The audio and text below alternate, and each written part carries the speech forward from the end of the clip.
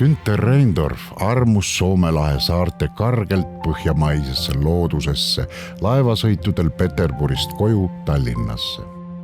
1926. aastal õnnestus tal minna sinna loomereisile ja just seal valmis rannamaastik kõvera männiga. Hõrgu koloriidiga loodusvaade, mida kroonivad muinasjutuline meresinine, roosakalt hõõguvad graniitkaljud ja võrgutav sügav roheline. Kidural pinnasel seisab aga kangekaelselt püsti tuultes räsitud kõver männipuu, Reindorfi üks lemmikuid kujutlusobjekte.